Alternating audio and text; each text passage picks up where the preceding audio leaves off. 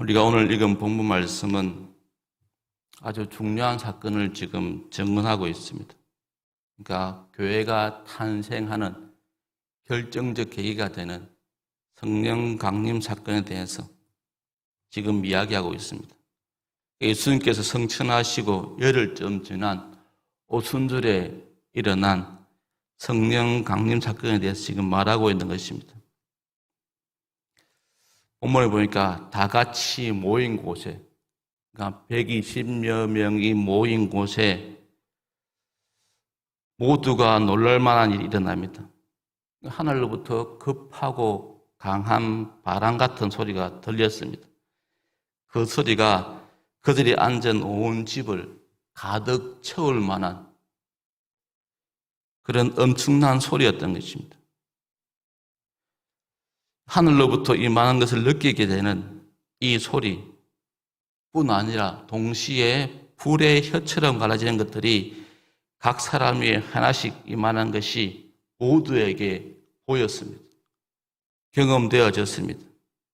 이 청각과 시각으로 동시에 경험한 일입니다. 그들 중에 몇 사람만 은밀하게 경험한 것이 아니라 거기에 모이는 모든 사람들이 하늘로부터 임하는 소리와 불의 혀처럼 갈라지는 그 현상을 경험했다는 겁니다. 성령의 임재와 하나님의 임재, 성령과 하나님의 임재를 거기에 모인 모든 사람들이 의심의 여지 없이 객관적으로 다 체험하게 된 것입니다. 그리고 이제 4절에 보니까 이 객관적인 체험 이후에 또 놀라운 일을 증언하고 있습니다. 그들이 다 성령의 충만함을 받고 성령이 말하게 하심에 따라 이제 다른 언어들로 말하기 시작했다는 겁니다. 우리가 여기에서 이제 성령 충만이라는 단어를, 용어를 경험하게 됩니다. 그러니까 이 성령 충만은 결국 하나님께서 하나님을 섬기는 사람들에게 하나님의 사역에 적합하도록 능력을 허락하심을 우리가 보게 되는데, 그러니까 하나님께서 하나님 일을 할 수 있도록 능력을 허락하실 때 허락되어진 단어가 바로 성령 충만임을 우리가 보게 되어집니다. 성령님이 그들에게 임하셨고 또 그들은 성령에게 강력하게 사로잡힙니다. 그래서 어떤 일이 일어납니까? 성령 충만해서 무아지경이나 지적 혼동에 빠진 것이 아니라 그들이 그 성령 충만을 통해서 각기 다른 언어들로 지금 말하기 시작했다고 증언하고 있습니다. 이 성령의 임함을 통해서, 성령의 충만을 통해서 그들이 영적으로 두려움에 있었던데 용기를 가졌습니다. 그들의 이기적인 모습이 헌신적으로 변합니다. 또 그들의 교만함들이 겸손으로 변화시켜주는데, 이런 일들이 성령 충만함을 통해서 그들에게 허락되어짐을 보게 됩니다. 그들이 두려워서 모여 있었고 또 그전에는 자기들이 예수님이 제자라는 교만함으로 똘똘 뭉쳐 있었는데, 또 그들이 예수님의 제자로서 또 이기적인 모습들이 있었는데, 그래서 자기들만 생각하는 그런 모습들이 있었는데, 이런 것들이 한순간에 깨어지고 그들이 해야 될 본분에 충실한 모습으로 변화되어지는 것을 성령 충만함을 통해서 우리가 경험하게 된다는 겁니다. 그래서 성령 충만함을 입은 제자들은 각기 다양한 언어로 이제 복음을, 하나님 행하신 큰 일을 말하기 시작합니다. 각 나라의 다양한 언어로 말하는 것을 듣게 되는데, 이 들은 사람들이 너무나 놀라워서 소동이 일어날 정도였습니다. 생각해 보십시오. 이날은 오순절입니다. 6월 초쯤 되니까 많은 사람들이 이제 순례하기에 좋은 계절입니다. 이 순례하기 좋은 계절, 특별히 오순절, 그들이 중요하게 여기는 오순절 절기에 예루살렘에 그들이 하나님을 예배하기 위해서 모였는데 이날 아침에 성령 충만함을 입은 제자들을 통해서 그들이 전에 듣지 못했던 하나님의 복음을 그들의 언어로 들었다는 것입니다. 5절 뒤에 보면 경건한 유대인들이 천하 각국으로부터 와서 예루살렘에 머물고 있었다고 말합니다. 또 9절부터 11절 보면은 어디에서 왔는지, 어떤 나라에서 왔는지, 어떤 지역에서 왔는지 잘 설명하고 있습니다. 북아프리카의 리비아로부터 메소포타미아까지 또 로마 제국의 원근 각처에서까지 온 순례자들입니다. 근데 그들이 이제 흩어져서 각자의 나라에서 각자의 지역에서 살아가고 있었는데 근데 오순절 아침 예루살렘에서 자기들이 나라 말로 자기들의 언어로 그것도 유창하게 말하는 복음을 들은 것입니다. 이 얼마나 놀라운 일이겠습니까? 얼마나 놀랐겠습니까? 우리가 외국에 나가서 우리가 방문한 지역의 종업원이 우리나라 말을 해도 얼마나 신기합니까? 일본 갔을 때 후쿠오카 타워에 올라가는데 마침 저희 가족만 탔습니다. 근데 그 안내하는 사람이 정확하게 한국말로 다 안내하는 겁니다. 정말 놀라웠습니다. 그러니까 그 안내원이 그 모든 설명들을 우리나라 말로 설명하니까 정말 놀라웠습니다. 근데 그런 놀라운 일이 지금 예루살렘에서 오순절 아침에 일어났습니다.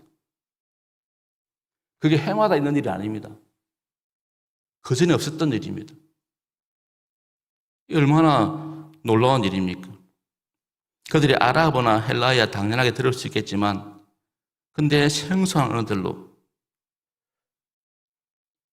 복음을 듣게 되어지니까 그들이 난곳의 방언으로 말하는 사람들을 보니까 그 사람들이 갈릴리 사람들입니다.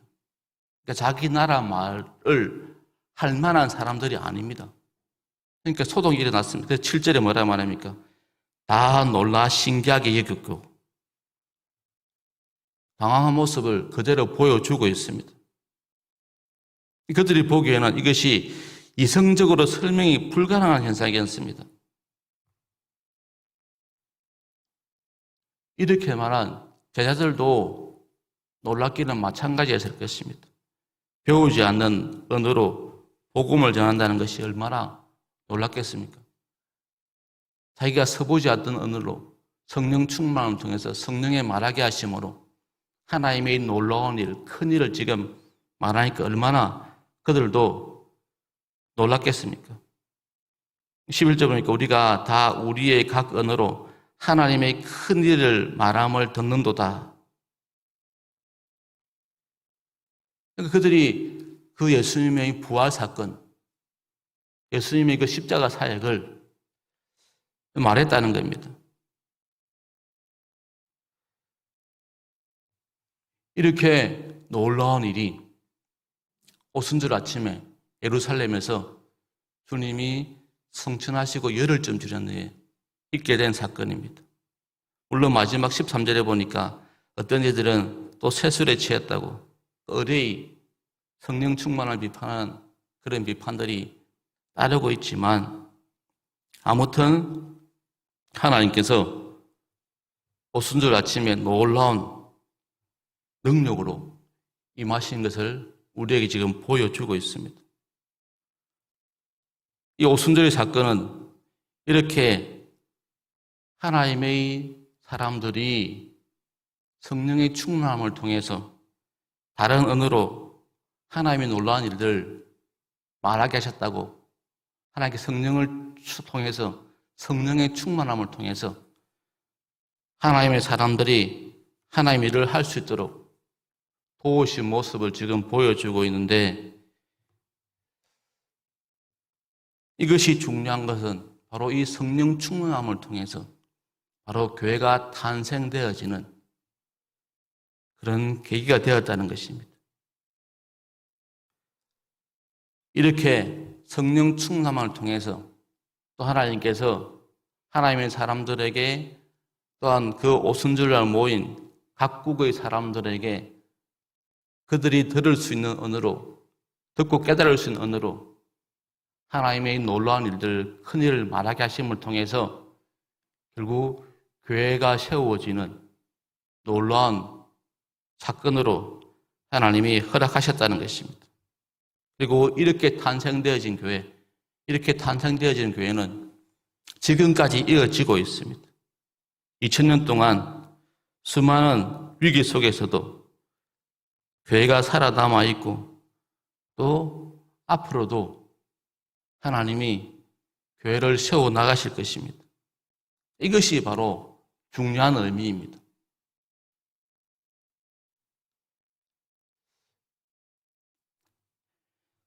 방언이나 외국어나 바람, 불의 혀 같은 어떤 현상적인 것이 중요한 것이 아니고, 이 사건을 통해서 바로 지금의 교회가 탄생되었다는 것이 얼마나 놀랍습니까? 여기에는 또 하나의 하나님의 비밀이 있습니다. 오늘 제자들이 성령 충만함을 통해서 각 나라의 방언으로 하나님의 일을 말하게 하셨습니다. 근데 창세기 11장에 보면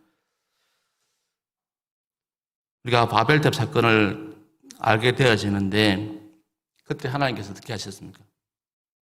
하나님의 어떤 뜻을 외면하고 자기들의 삶을 살기 위해서 탑을 샀던 그들에게 하나님께서 어떻습니까? 말을 통해서 흩으셨습니다. 언어를 혼잡함을 통해서 흩으셨습니다. 그런데 이 흩으심이 오늘 성령 충만한 사건을 통해서, 성령 강림 사건을 통해서 극복되어지는 모습을 보여주고 있습니다.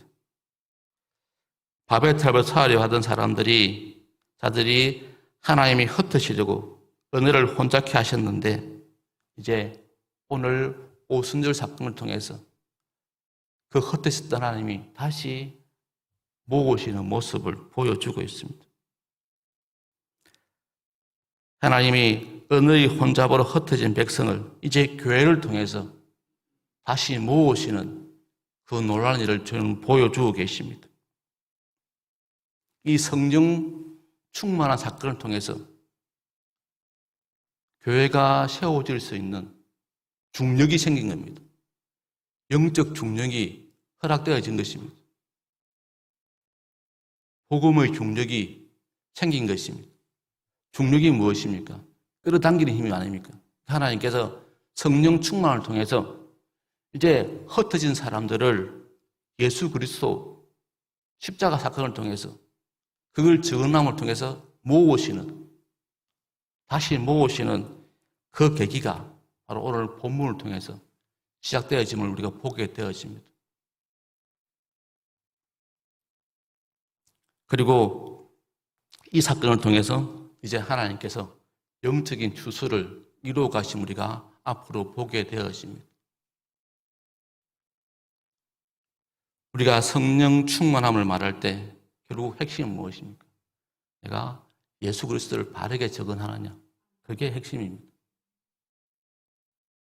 그래서 우리 구포교회가, 우리들이 오늘 초대교회의 오순절을 이뤘던 성령 강림 사건을 통해서 우리가 어떤 개인적인 무아지경이나 지적 혼돈에 빠지는 그런 모습이 아님을 깨닫고, 우리가 이 성령 충만함을 통해서 예수 그리스도를 바르게 적응하는 그 삶이 바로 성령 충만한 삶임을 우리가 알고, 우리 삶 가운데서 이 일을 이루어갈 수 있는 삶을 살 수 있기를 구했으면 좋겠습니다.